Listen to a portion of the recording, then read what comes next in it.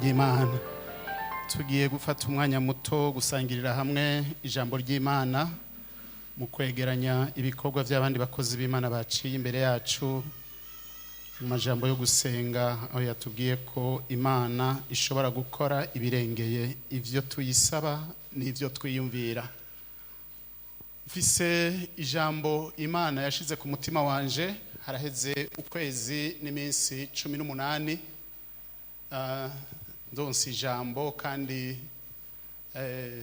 twari tuvuye ngaha ku munsi w'impera z'umwaka aho duhejeje gushimira Imana, ahandi tuniragiza Imana muri uyu mwaka wa 2024. Ntashe muhira hari nk'igihe cy'isaha 7 zishira isaha 8, umwanya namaze mu byo ngomba kubabwira sinamenye, sinashobora kuwukondorora, mugabo nuko ivyo nashoboye kubona nko mwiyerekwa nsinziriye, nagumye ndavyibaza ko kuko nasa n'umuntu ahaya atumwa, nasa n'umuntu ahaya ahabwa amategeko bw'ibi ngomba kubabwira. Navuga nti umunsi wose nzohagarara imbere y'ishengero nta kindi nzoherako. Murazi ko mu ishengero ryo mu Kigobe dufise urutonde kandi ntushobora guca wiha umwanya utarawushikira. Uyu munsi rero ndashimiye Imana ko ishatse ko mbaha iyo message canke ubwo butumwa Imana yampishuriye, yanyeretse nko mu nzozi, hanyuma nkabona amajambo menshi aherekeza ivyo. Urufatiro rero rw'ubutumwa tugiye kumva ruvuga ngo intambara y'ubugari. Hari intambara nyinshi ziba, mugabo muri ivyo nabonye intambara y'ubutsima. Nkora mubona bugwana beneda. Mugabo je narabonye intambara y'ubutsima. Umutsima, ubugari, murazi ko hataba ubwinshi bw'ubugari. Ubugari buguma ari ubugari, ni izina riri muri rudende. Mugabo uguvuze ngo umutsima, umutsima urashobora kuja mu bwinshi kuko iciba imitsima. None nico gituma nashize hampande intambara y'ubugari canke intambara y'ubutsima. Mwiyerekwa nabonye nduhutse, nabonye amasahani ane ariko ubugari. Ya mbere yari ko ubugari, iyo mvuga ubugari haba havuga ubugari bw'umwumbati, siko? Hanyuma mbona iyindi sahani yariko ubugari bw'ingano, iyo yagira kabiri. Iya gatatu yariko ubugari bw'ibigori. Iya kane ariyo yahereza yariko ubugari bw'uburo. Hanyuma ayo masahani nkabona afise abavugizi. Umwe wese yarahagaze hampande y'isahani avugira, uwundi hampande y'isahani avugira. Abavugizi bane, ewe b'insorongo zibazi kuvuga. Ivyo bavuga kuri buri sahani sinobijamwo kuko twohava tumara umwanya muremure ngaha. Mugabo ico ngomba kuvuga kuri ayo masahani ane n'abavugizi bayo kweri bari imvuzi. Ubugari yaravuze ubwiza bw'ubugari beneda. Kandi ivyo yavuze naravyanditse, uretse ko ntobatwara umwanya, mugabo reka mvuge ko yatatse isahani yategerezwa kuvugira. Waraheza. Ugira kabiri yavugiye ingano. Aravuga ingano, ubwiza bwazo, ubutsima bwazo ingene ari ubw'akamaro, kubo ingano zikorwamo ibintu byinshi cyane cyane umutsima harimo n'umukati. Ewe yaratatse ingano. Avuga ati kandi jewe sindibwa muri Afrika gusa, ati mwisi yose jewe ngano ndagaterura. Kandi aho rero mu kuvuga wamengo bariko baracyozanya, umwe yembeza uwundi, nka kujya ko umuntu avugira umugambwe wiwe. Wari umugambwe w'ubugari n'umugambwe w'ingano n'umugambwe w'ubugori n'umugambwe w'uburo. Uwa gatatu yari kigori. Uwa kigori nawe aragitaka, arakivuga ivyiza by'ikigori, ivy'ikigori gikora mu mubiri w'umuntu arabivuga, avuga ibintu byinshi. Navuze ngo kimwe cyose umuntu yavuze no bivuga, twahava dutahira muri ivyo kandi amasaha atabitwemerera. Uwa gatatu yari buro, isahani y'uburo. Ubugari bw'ibiro we ntiyavuze byinshi cyane, yavuze ati jewe buro abanzi baranzi, ati sivuga byinshi nzoribwa n'abanzi, agarukira ngaho. inyuma yaho abo bariko baravuga ntyo umwe wese imitsi yaranze, nabonye umugabo wundi aje, nkabona ni umugabo arusha ubutwari abo bandi bariko bavugira amasahani yabo. Ahita araba babantu kandi n'ijisho rikaze, avuga amajambo ari mu cete ca mbere canditswe, icete ca mbere canditswe na mu cete ca mbere ca Bikorinto. Amajambo yavuze ari mu cete ca mbere ca Bikorinto igice ca 6 umurongo wa 13, aho havuga ngo ivyo kurya n'ivy'inda, n'inda n'iy'ivyo kurya, yamara Imana izobikuraho vyombi. Amajambo akurikira ntarimwo avuga ngo ivyo kurya n'ivy'inda, n'inda n'iy'ivyo kurya, mwabagabo mwe, Imana izobikuraho vyombi. Abagabo bariko bavugira ivyo bavugira, nabonye umwe wese ahitana ubugari bwiwe aca zinga, nka kujya ko umuntu azinze ivyo yari karavugira aca aragenda. Mwuwo mwanya numva mbwirwa amajambo menshi afatiye kuri ibi vyo kurya. Ivyo kurya n'ivy'inda, n'inda n'iy'ivyo kurya. Murazi twese turi ngaha, hari abakunda ubw'ibigori, hari abakunda ubw'ingano, hari abakunda ubw'ubutsima bw'imyumbati, n'abakunda uburo. Ntabyo nzi ko abakunzi b'uburo baba bari ngaha. Kwanza mbajije sinzi ko hari umuntu ararya ubugari bw'uburo ngaha. Aha nogira nk'urusansoma umuntu amaze kurya ubugari bw'uburo agire gutya. Aha, Imana ibahezagire cyane. Haleluya. Kumbe harabazi uburo n'abazi ubugari bwabwo. Mugabo uyu buro atavuze menshi, yavuze ngo abanzi baranzi. Murabona ko n'abamuzi bamuzi. Hariho abafana ba buro kandi ingene bamuzi n'ingene bamusigura barazi. Mugabo uwababwiye ati mwabagabo mwe gezaho, ibyo ni ibyo kurya vy'inda, n'inda n'iy'ivyo kurya, mugabo Imana izobikuraho vyose. Ubutumwa bwakurikiye bwanyeretse uwo mugabo antuma gusoma mu butumwa bwiza bwa Yohana. Ayo majambo mu vy'ukuri sinari imberutse kuyasoma, mugabo mishurirwa Yohana ubutumwa bwiza igice ca 6, kandi ico gice ca 6 ndagisoma cose. Nico gice ca mbere mu butumwa bwiza bwa Yohana gifise imirongo myinshi, imirongo 71. Mugabo simvuga byose byayo, mugabo muza kubona muri iki gice c'ubutumwa bwiza uko bwanditswe na Yohana, nico gice Yesu yavuzemwo ibintu bijanye n'iki n'imitsima.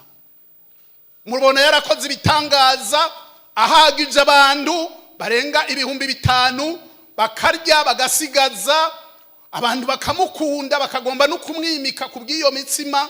Uraza kubona Yesu agendesha amaguru ku kiyaga, uraza kubona bigishwa Yesu ajabutse hakurya y'ikiyaga, bafata ubwato bagenda kumurondera.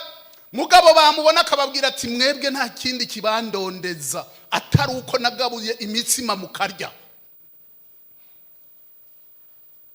Yesu rero hampande y'ivyo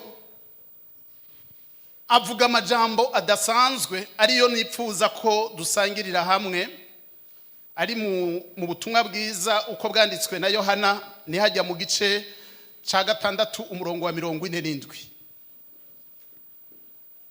Yohana 6 umurongo wa 47 kweza ku murongo wa 51. Avuga ngo nukuri ndababwire, uwizera afise ubugingo budashira. Ni jewe mutsima w'ubugingo. Basogokuruza banyu barira manu mu bugaragwa barapfa. Uyu ni wo mutsima umanuka uva mu ijuru ngo umuntu awurya ko ntapfe. Ni jewe mutsima w'ubugingo wamanutse uvuye mu ijuru. Nihagira urya uwo mutsima azobaho ibihe bidashira, kandi uwo mutsima nzobaha n'umubiri wanje utangirwa abari mu isi ngo bagire ubugingo.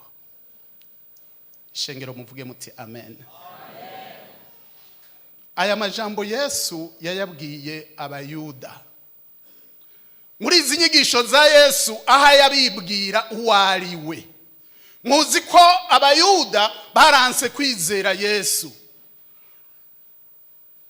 Mfatanije rero nivyo nariko nderekwa, mbona abantu bakunda ivyo kurya bivyibusha imibiri, abantu bashaka kubaho bafunguye kandi nivyo, mugabo izo mfungurwa zose uwambwiye yambwira ngo nivyinda nivyo kurya n'ivyo kurya n'ivyinda n'inda n'ivyo kurya, mugabo Imana izobikuraho vyose.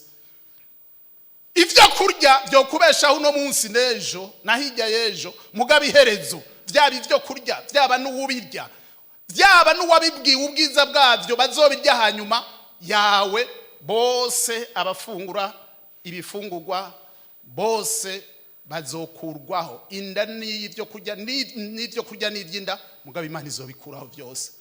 Mugabo umviriza Yesu aha yababwira hamane y'ivyo turya, mbere washaka tukabigirira ama publicité, umuntu akavuga ubwiza bw'ivyo kurya ibinabiriya, abizi ivyo guteka.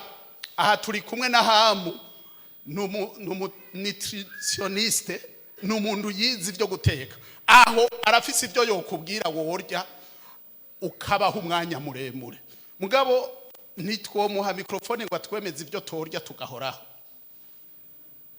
Muvyo yize arafise ivyo yize, mugabo Hamu ubwo twoguhamagara wo tubwira umutsima wo dukorera tugahoraho. Ahacamanika amaboko nawe nyene. Yesu rero abwira abayuda ati ni jewe mutsima w'ubugingo wamanutse uvuye mu ijuru, nihagira urya kuri uwo mutsima azobaho ibihe bidashira. Uyo n'umurongo wa 51 nasomye. Kandi umutsima nzobaha n'umubiri wanje utangirwa abari mu isi ngo bagira ubugingo. Yesu aha yababwira abayuda naho borya ibindi byose, mugabo batamwakiriye. Ibintu byabagoye gutahura no kumva, ibintu byabagoye kumva ingene Yesu nk'umuntu w'umugabo afise imyaka 33, kuko aha uravye ivyakurikiye uza kubona ingene yazuye Lazaro. Inyuma yo kuzura Lazaro ko ariho batanguye kugira inama y'ingene bazomwica, kuko bavuga bati ivyo ari byo byose haradutwara bateja, ivyo twavuze byose ko hashobora kuba uvuga ubutumwa n'abapfuye akabazura. Abantu bose baramuja inyuma. Yesu rero ababwira ko ari we mutsima wamanutse uvuye mu ijuru, umuntu awuriye ko aronka ubugingo kandi budashira. Aba bantu baciye bavyiyumvira mu buryo bw'umubiri, ati none uyo muntu yo muryango iki? Abantu umuntu yo muryango iki? Mugabo Yesu ntiyari kababwira ivy'umubiri wiwe gusa, yari kababwira mu buryo bw'impwemu ingene umubiri wiwe ushobora guhinduka inzira, ushobora guhinduka ico kurya, kandi umuntu atawuriye, atamwakiriye, atamufise mu mutima, ivyo ari byo byose azopfa kandi apfe ibihe byose. Umurongo wa 52 avuga ngo abayuda batana kwibirake batuyu ashobora te kuduha umubiri wiwe ngo tuwurye. Cyari kibazo kidasanzwe. Bo babibona mu buryo bw'umubiri, mugabo Yesu ivyo ari karababwira si ivyo byo mu buryo bw'umubiri usanzwe. Yesu arababwira ati nukuri ndababwire, nimutarya umubiri w'umwana w'umuntu ngo munywe n'amaraso yiwe, nta bugingo mwogira muri mwebwe. Urya umubiri wanje akanywa n'amaraso yanje niwe afise ubugingo budashira, nanje nzomuzura ku munsi w'umuhero. Kandi umubiri wanje, kuko umubiri wanje ari cyo kurya c'ukuri, n'amaraso yanje ari cyo kunywa c'ukuri. Urya umubiri wanje akanywa n'amaraso yanje aguma muri jewe, nanje nkaguma muri we. Tuvuge tuti amen. Tuvuge iki?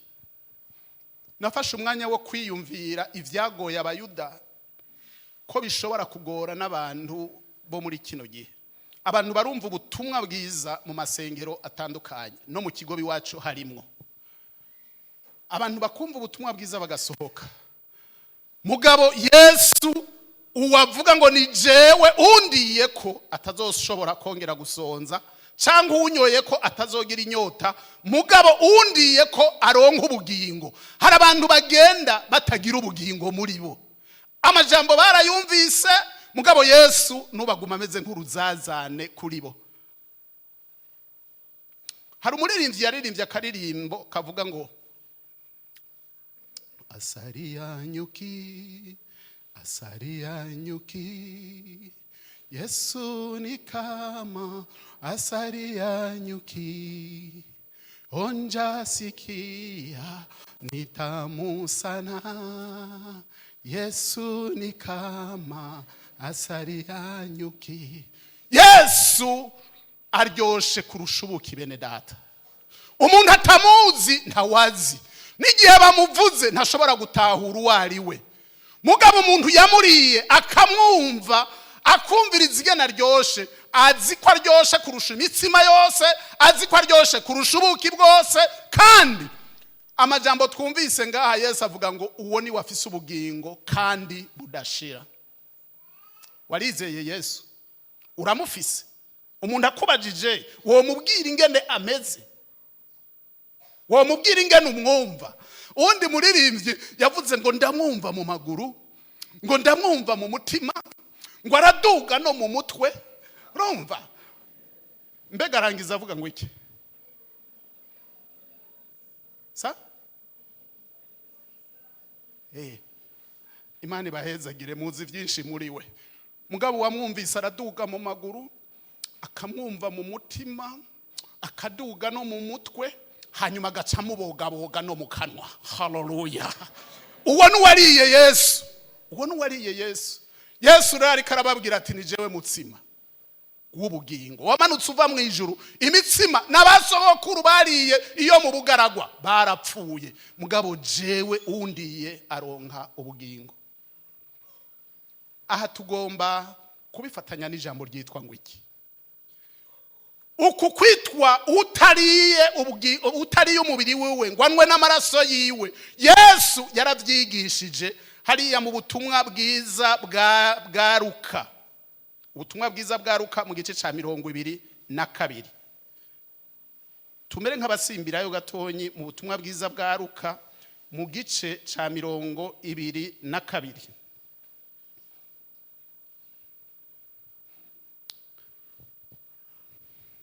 Luka 22. Reka dusome umurongo wa 17 tugeze ku murongo wa 20. Yakira igikombe agishimira Imana, arababarira ati nimwakire iki gikombe mugisangire, kuko ndababwira yuko uhereye ubu ntazokongera kunywa ku nzabibu kugeza aho ubwami bw'Imana buzozira.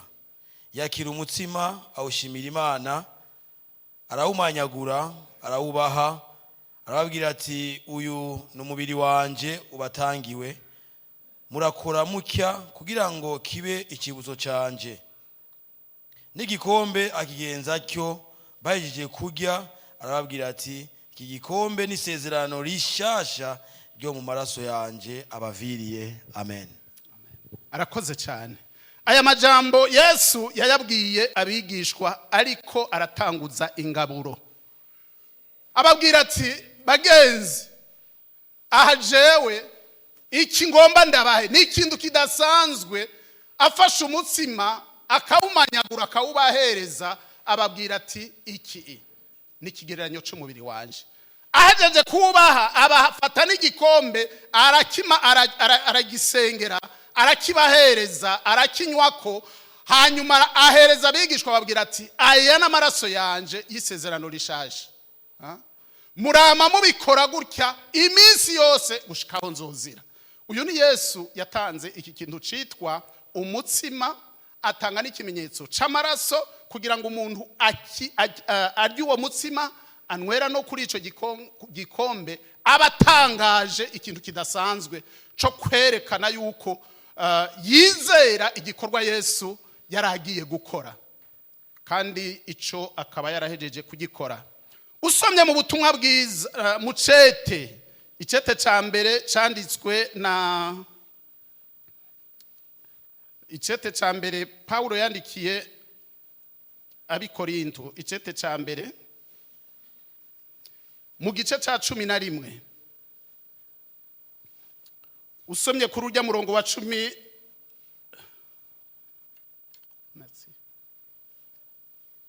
23 kugeza kuri 26, 11 23.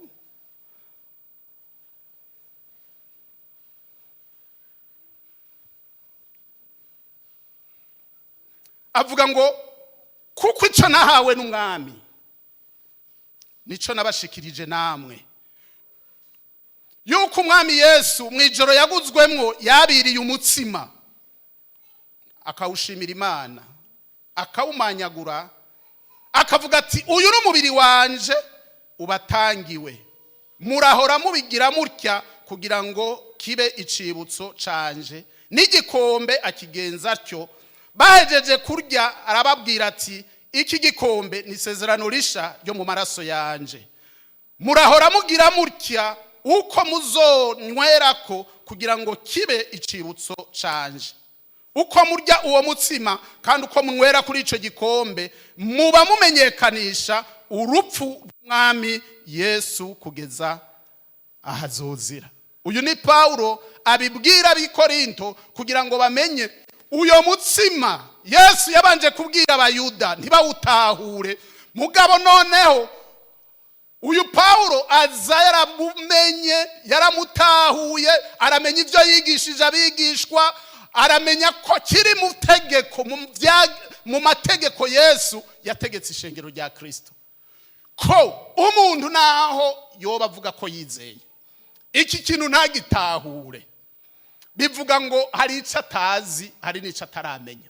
Kuko uku gusangira isangira ry'abera, uku gusangira Paulo ariko aributsa abikorinto, ariko arababwira ati umviriza ico mudakwiye kwibagira, ico mudakwiye kwirengagiza, nuko ico nahawe nanje ndakibabarira.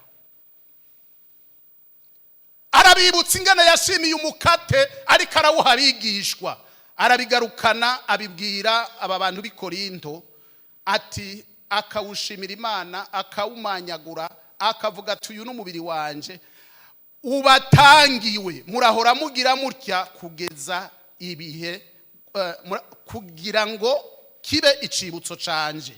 N'igikombe akigenza gutyo. Iki ibene data igihe nababwira nariko ndasenga Imana, hanyuma y'uko mvuye mu vyo neretswe, mu vyo nabonye birimwo ibintu by'abarya ubugari, nabajije Imana tona ibi nibiki. Umutima wanje nibuka ko maze gutuntura kenshi iyo ndiko nditegereza abantu b'abanyakigobe bavuga ko bakijijwe, mugabe iyo hageze kuja ku meza y'umwami. Mwikoraniro rya mbere tugomba dusenga ati Mana hezagira abantu kuko baratashe, ujane n'abantu bagiye gutaha. Kubganje mpora mvuga ndi ni kuki turinda gusenga isengesha ati Mana ujane n'abagiye kugenda. Umuntu aca yibaza none nimba bagomba bagende bagomba bajehe. Hari itegeko ry'umwami tugomba tuje kumwibuka. Iki Paulo yariko yibutsa abikorinto tugomba tucibuke, kandi Yesu avuze ati nta muntu adakora ivyo yohava avuga ngo afise ubugingo muri we. Kumbura umuntu yokwibaza ati none bajya bataha uhava bacira urubanza ati ivyo ari vyo vyose ntibakijijwe. Ico si kibazo canje, ni kibazo c'umwami wabo. Mugabo umuntu akunda Imana akaba yarakijijwe akaba adashobora kubahiriza iri tegeko ry'umwami, ndavuga ngo arafise ingorane. Nukuvuga ngo ari munsi y'ubutegetsi bw'uwatemera amategeko yiwe. Mu gitondo twazindutse tuyaga n'abana muhira ku bintu bijanye n'amategeko. Burya iyo ugombuje mu bintu byose, haba mwishira hamwe, haba no mwishengero, haba no mu kintu cyose citwa ishira hamwe, ubanza kumenya amategeko arigenga. Hari amategeko yaho uburi kurakorera, iyo utayazi ugwa mu makosa. none haraba bose bafise amakampuni bafise amahinguriro usanga bafise amategeko kandi hari itegeko ngenderwa ko bakubwira ati iri ukarirenga uzoba utashe.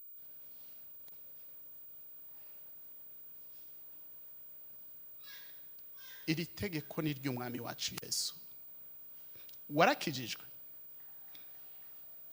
urafise ubugingo bubonerwa muri Yesu Kristo, warakijijwe, ukaba warakijijwe, Imana iguheza. Turakizwa umunsi n'uyu. Ibindi byose worya nta na rimwe bizokwigera biguhaza. Ibindi byose wona nta na kintu na kimwe kizoturushira inyota nimba Yesu atimye ubugingo bwawe. Kandi ibyo waramaze kubikora, ikintu cyategerezwa kukubera ingorane n'ikintu gitoya. Kandi Yesu yatanze ibintu bishobora kuboneka mu isi yose. Umutsima nta na hamwe hataboneka umutsima. Urashaka abatagira uw'ingano bakoresha ubu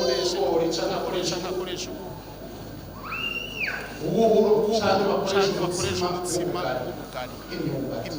Nawe nyene abantu bamuheza aho ibindi bidashoboka kuko uriye uwo n'izina ry'uwapfuye akazuka Yesu Kristo ariwe muhaye mwibuka, ariwe muhaye mwibuka mukora nimumwibuka bitanga ubugingo budashira, bitanga kumenyekanisha.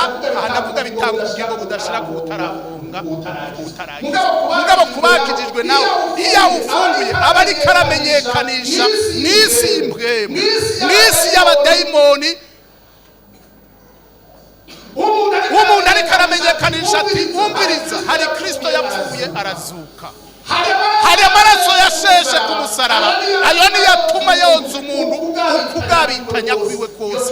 Iyo turiko turabikora harya rero abantu bibaza ngo ibintu bisanzwe, ngabo n'itegeko hajya kandi tuba turiko turakora ibintu bikomeye, ikintu cyo gutangaza ico Yesu yadutumye. Pawulo rero ati ibyo nababariye ni ibyo n'igikombe akigenza bahereje kurya arangabiza arababwira ati igikombe cy'isezerano rishaje mu maraso yanjye, muramubigira mutyo uko muzoba muri muranywerera kugira ngo bibe icibutso canje. Uko muri uwo mutsima kandi uko munywera kuri ico gikombe mumenyekanisha umwami wacu kugeza ahazozira.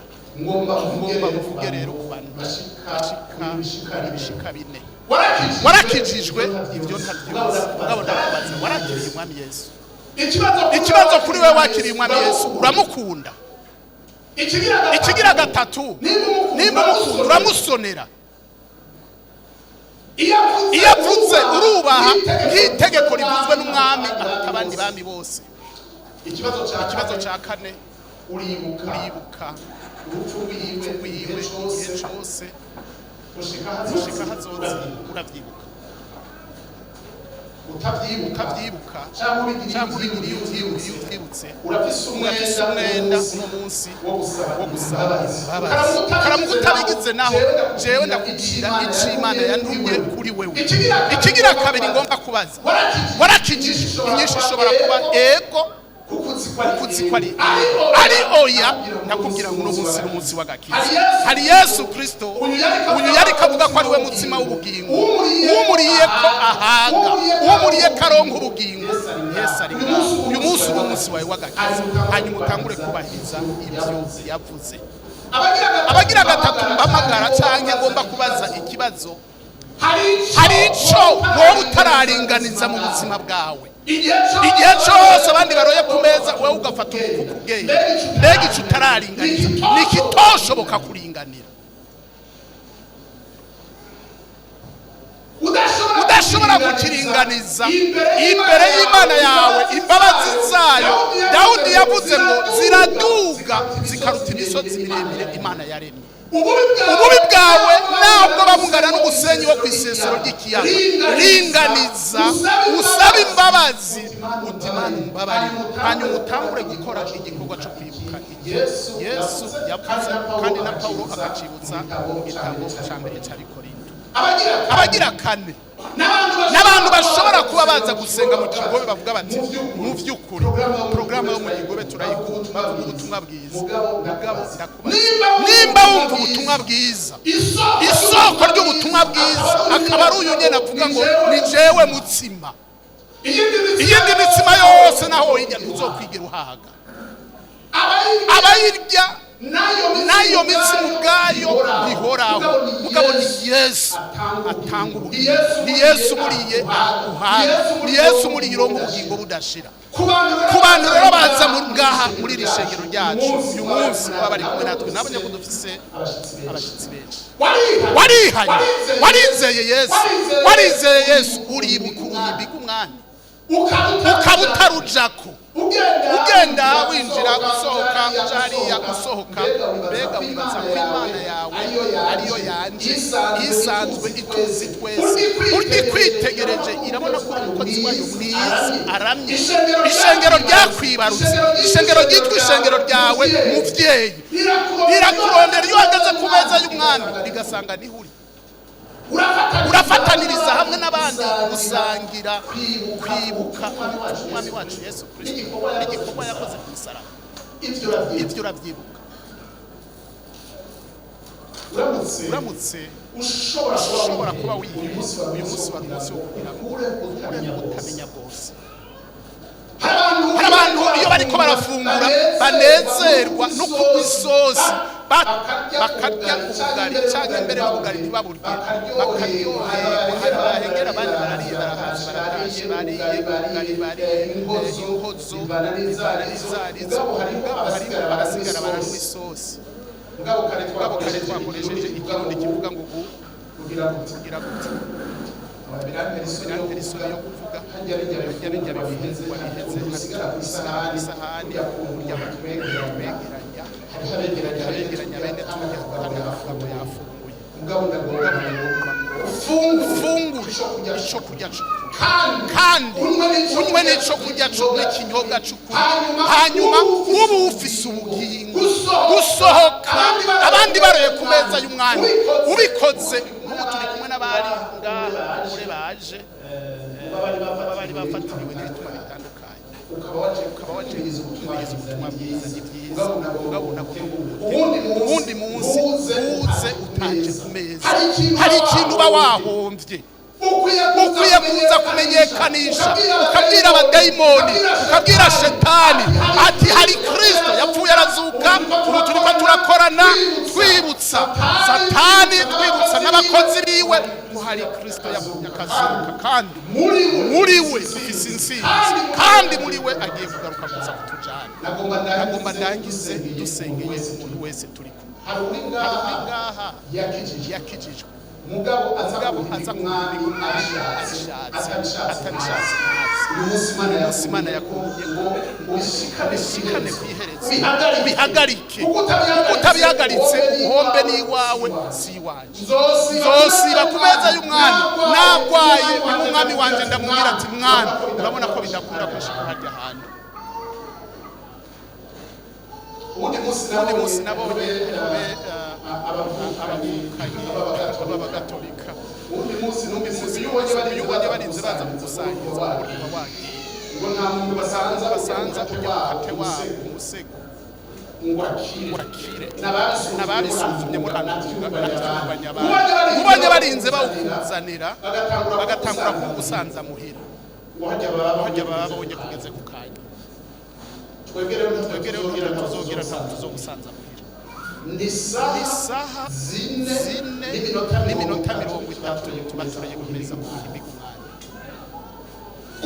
Gusiba kwawe wumvise Imana izibikubaza, mugabo n'umuntu uvuga ngo tugomba twisengere. Abasanzwe babikora neza basaba inkomezi kugira ngo ntibaze babihagarike. Ijambo ryavuze ngo mwame mubikora gutyo gushika umunsi nzozi. Abantu baza rimwe babishatse, abo turagenda tubasengera. Abantu batabikora na rimwe nabo nyene tuvuga tuti ibakwe n'ibyuno munsi turagomba kugenda tubasengeye kugira ngo Imana batabare. Abaririmbyi muze kandi nabivuze na umuntu kandi tugomba guhamagarana burya tugomba gusenga, dusengera iri jambo n'abariyumvise. Abamwanya gusenga shike ngaho ko tugomba gusenga Imana. Umuntu avuga ati byarananiye canke nawe ndabifata binenerwa, ndavuga ngo uno munsi aracara amababa. Imbabazi z'Imana niho ziri, imana ntigomba abantu b'imana ko bagira mu butamenya. Iki kintu cyitwa icibutso c'umwami kiri mu bintu bihambaye bimenyekanisha ico Yesu yadukoreye. Udahora agikora imvo navuze zishobora kuba zihari. Umwami Yesu ari ngaho kuvuga ngo ninde aremerewe ikintu cyose cyakugize taza ico Yesu ari ngaha bakigutabara.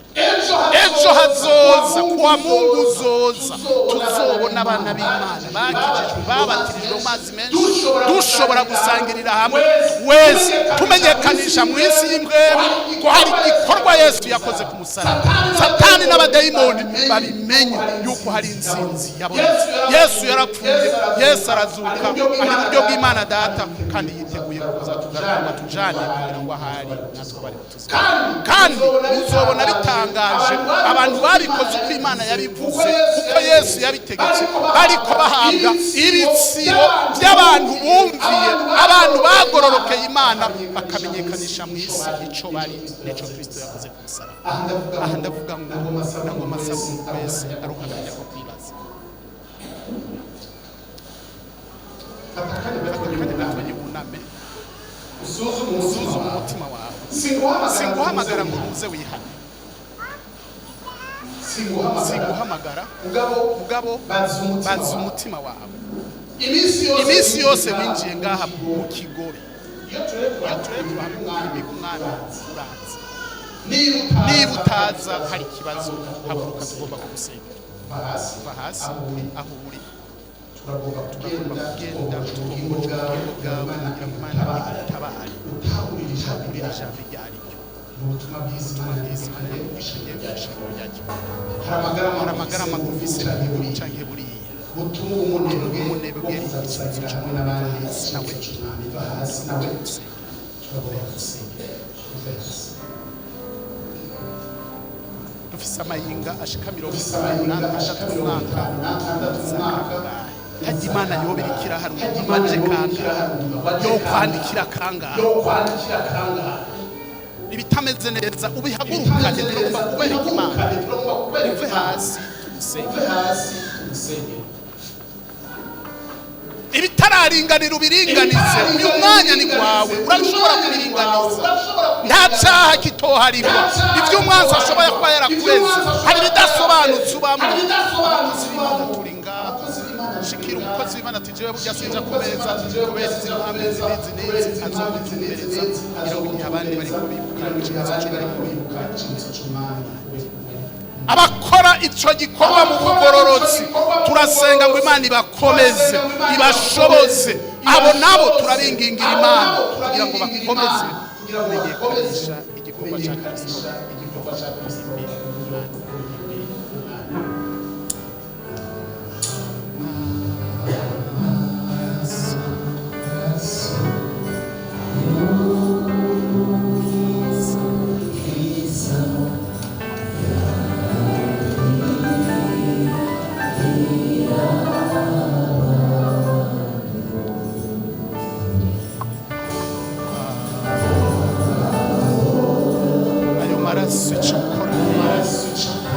Naho woba warapfuye amaraso arakutabara.